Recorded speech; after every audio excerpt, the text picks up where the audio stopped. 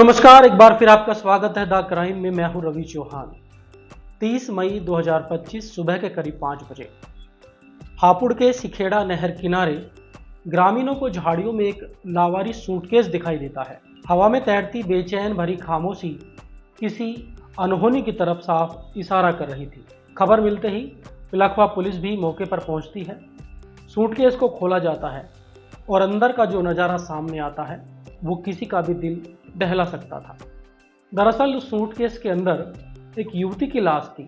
गले पर चुनरी कसने के साफ निशान बता रहे थे कि दुपट्टे से गला घोंटकर उस युवती की हत्या की गई है। ये लाश करीब 1 सप्ताह पुरानी लग रही थी।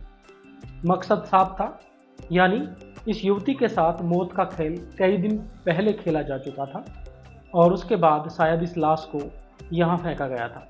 पुलिस ने आनन फानन में हत्या का मुकदमा दर्ज करते हुए इस पूरे मामले की तफ्तीश शुरू की, लेकिन सबसे पहले उस गुमनाम लाश की शिनाख्त करना जरूरी था। हापुड़ पुलिस ने अज्ञात कातिल के खिलाफ मुकदमा दर्ज करते हुए युवती की शिनाख्त की कोशिश की और इसके लिए आसपास के जिलों के सीमावर्ती थानों में उस लाश की तस्वीरें भी भेजी गई ताकि पहचान की जा सके। पुलिस के लिए राहत भरी खबर ये थी कि 24 घंटे के भीतर ही उस लाश की शिनाख्त हो गई, यानी पुलिस ने जो फोटो भेजे थे उसके आधार पर एक थाने से युवती की पहचान हो गई। दरअसल ये लाश दिल्ली की रहने वाली एक 26 साल की युवती की थी जिसका नाम नीलेश था। नीलेश पिछले 28 मई की सुबह से बैंक में KYC अपडेट कराने के लिए अपने घर से निकली थी और तब से ही वो गायब थी। यानी 30 मई को युवती की लाश मिली थी और उससे 2 दिन पहले यानी कि 28 मई को युवती अपने घर से बैंक में KYC अपडेट कराने के बहाने से निकली थी।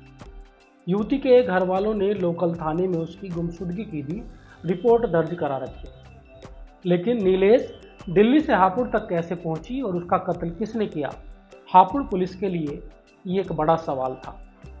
फिलहाल पुलिस ने अपनी तफ्तीश को आगे बढ़ाया। अब हापुड़ पुलिस ने नीलेश के घर वालों से पूछताछ शुरू की और उसी आधार पर अपनी जांच को आगे बढ़ाया। हापुड़ पुलिस ने नीलेश के मोबाइल की कॉल डिटेल जब निकलवाई तो एक नाम सामने आया, सत्येंद्र यादव। ये नाम कोई अजनबी नहीं था, बल्कि ये नीलेश की जिंदगी का एक अहम हिस्सा था। जांच में पता चला कि पिछले 3 साल से नीलेश और सत्येंद्र के बीच प्रेम संबंध थे। हालांकि नीलेश ने अपने घर पर सत्येंद्र को केवल एक अपना अच्छा दोस्त बताया हुआ था जो उसके साथ एक कंपनी में काम करता था। अब पुलिस की शक की सुई सत्येंद्र पर जाकर टिकी, लेकिन सत्येंद्र का कहना था कि मैं भला नीलेश को क्यों मारूंगा, क्योंकि हम दोनों का आपस में प्यार करते थे और कुछ ही दिनों में हम शादी भी करने वाले थे। अब सत्येंद्र से पूछताछ करने के बाद कोई ठोस सबूत पुलिस के हाथ नहीं लगा, लेकिन फिर भी पुलिस ने अपनी जांच को उसी दिशा में जारी रखा। यानी पुलिस ने अपनी निगाह सत्येंद्र पर बराबर बनाए रखी, क्योंकि पुलिस को पहली नज़र में सत्येंद्र पर ही शक था, क्योंकि कॉल डिटेल में जो आखिरी कॉल की गई थी वो सत्येंद्र को की गई थी। पुलिस की जांच इस दिशा में आगे बढ़ती रही और फिर इसी आधार पर इस कहानी में एक नया मोड़ आया। दरअसल पुलिस को अपनी जांच में पता चला कि नीलेश और सत्येंद्र दोनों एक निजी कंपनी में काम करते थे और करीब 1 साल पहले नीलेश ने सत्येंद्र को एक कार खरीदने के लिए 5,25,000 रुपये उधार दिए थे। लेकिन इस बीच यह हुआ कि नीलेश की एक किडनी किसी कारण से फेल हो गई और इसी किडनी की बीमारी के चलते नीलेश को अपनी नौकरी छोड़नी पड़ी। नौकरी छूटने और बीमारी में इलाज के पैसे के लिए उसे पैसों की सख्त जरूरत थी और इस वजह से अब नीलेश सत्येंद्र से अपने पैसे वापस मांग रही थी। अब इन्हीं पैसों को लेकर इन दोनों के बीच कई बार विवाद भी हो चुका था। खुद नीलेश के घर वालों ने भी इस बारे में पुलिस को बताया कि पैसों को लेकर सत्येंद्र से नीलेश की कुछ अनबन हो रखी थी, क्योंकि सत्येंद्र तो यही समझता था कि जब नीलेश से उसकी शादी हो जाएगी तो इन पैसों पर उसका हक होगा, लेकिन नीलेश ने तगाजा जारी रखा। इसी बीच सत्येंद्र को किसी काम से पटियाला जाना पड़ा। वो कई दिनों तक पटियाला में रहा और पटियाला से ही उसने जब नीलेश को फ़ोन किया तो उसका नंबर अक्सर व्यस्त मिलता।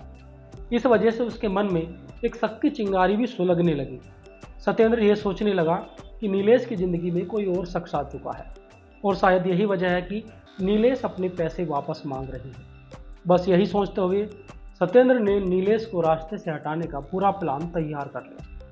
इसी प्लान के मुताबिक 28 मई को सत्येंद्र ने नीलेश को दिल्ली के विनोद नगर स्थित अपने किराए के कमरे पर मिलने के बुलाया। उसने उस समय नीलेश को 2 लाख रुपए देने की बात कही और बाकी की रकम कुछ दिन देने के लिए कहा। नीलेश को पैसों की सख्त जरूरत थी, इसलिए उसने कहा कि ठीक है चलिए अभी 2 लाख रुपए दे दीजिए, बाकी पैसे बाद में दे देना। और 28 मई को पैसों के लिए ही नीलेश दिल्ली के विनोद नगर स्थित सत्येंद्र के किराए के कमरे पर जा पहुंचे। लेकिन वहां उसे पता चला कि सत्येंद्र झूठ बोल रहा था। दरअसल उसके पास कोई पैसे नहीं थे। दोपहर करीब 2:30 बजे नीलेश जब सत्येंद्र के पास पहुंची तो सत्येंद्र ने साफ साफ उसे मना कर दिया कि उसके पास अभी उसे देने के लिए कोई पैसे नहीं हैं। नीलेश को जब ये बात पता चली कि सत्येंद्र के पास कोई पैसे नहीं हैं तो वो आग बबूला हो गई और इसी बीच इन दोनों के बीच पैसों को लेकर विवाद होने लगा। और इसी विवाद के बीच सत्येंद्र ने नीलेश पर बेवफाई का एक और ठीकरा फोड़ दिया। और जैसे ही आरोप लगाया सत्येंद्र ने नीलेश पर कि वो उसके साथ बेवफाई कर रही है तो नीलेश का गुस्सा 7वें आसमान पर पहुंच गया और फिर इन दोनों के बीच जोरदार झगड़ा शुरू हो गया। सत्येंद्र प्लान के मुताबिक पहले से ही तैयार था और इसी झगड़े के बीच उसने नीलेश के ही दुपट्टे से उसका गला घोंट दिया और तब तक दबाए रखा जब तक नीलेश की मौत ना हो गई। नीलेश की हत्या को अंजाम देने के बाद करीब 5.5 घंटे तक सत्येंद्र उसी की लाश के पास उसी कमरे में बैठा रहा।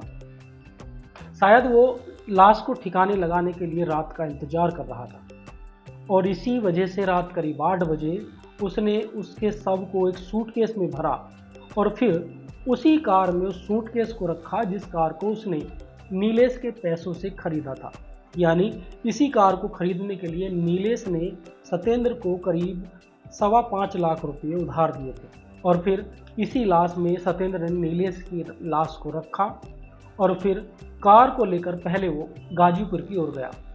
फिर रास्ते में उसने एक जगह नीलेश का मोबाइल तोड़कर एक नाले में फेंक दिया और फिर टोल से बचने के लिए छिजार सी टोर से पहले रजवाहे की पटड़ी से होते हुए वो सीधा सिखेड़े यानी कि हापुड़ की सीमा में पहुंचा और सिखेड़े रजवाहे के पास जा पहुंचा।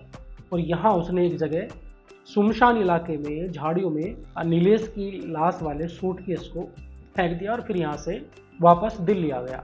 यानी कि वो लाश को ठिकाने लगाने के बाद यहाँ से फरार हो गया। शक के आधार पर पुलिस ने नीलेश के कॉल रिकॉर्ड और सत्येंद्र के घर के आसपास के सीसीटीवी फुटेज खंगाले और बहुत सारे ऐसे सबूत मिले जिसके आधार पर पुलिस सत्येंद्र तक जहाँ पहुंची और सत्येंद्र को गिरफ्तार कर लिया। हालांकि शांत दिखने वाला सत्येंद्र एक निजी कंपनी में कार्यरत था, लेकिन शक और पैसों के दबाव ने उसे हत्यारा बना दिया। पुलिस ने आरोपी सत्येंद्र को गिरफ्तार करते हुए जेल भेज दिया। हत्या में इस्तेमाल की गई कार, नीलेश का पहचान पत्र और 2 मोबाइल फोन भी पुलिस ने सत्येंद्र के पास से बरामद किए। नीलेश अपने 3 भाइयों में एक लौती बहन थी जिसकी मां की पहले मौत हो चुकी थी।